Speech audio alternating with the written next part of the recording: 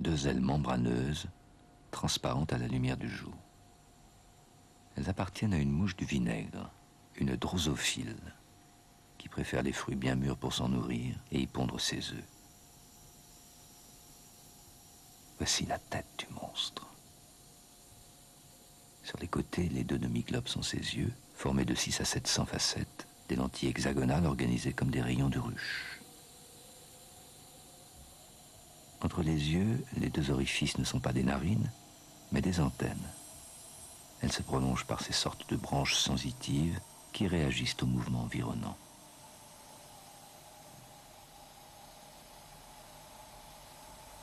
La mouche est recouverte de poils. Ils ont de nombreuses fonctions, notamment de réagir aux plus petites vibrations de l'air qui se produisent à proximité.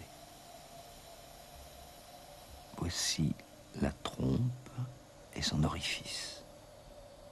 De gros poils en surface lui servent à goûter les aliments.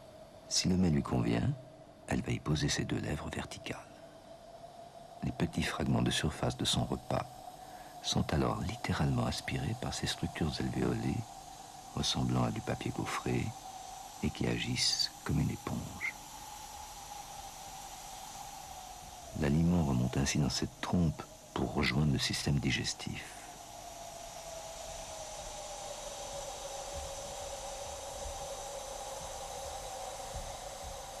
Au fond de cette trompe, de nombreux sucs digestifs sont déversés et proviennent des glandes salivaires.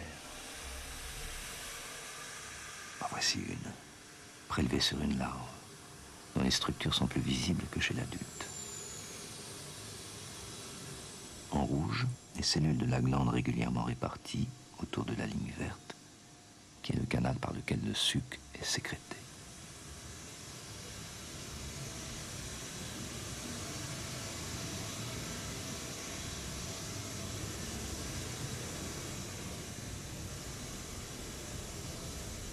En s'approchant d'un noyau de cellules, on distingue bien ces chromosomes, support de l'hérédité. La drosophile est réputée pour ses énormes chromosomes, facilement accessibles. C'est ce qui fait d'elle une vedette des études génétiques, l'une des premières espèces dont la cartographie des gènes a été possible.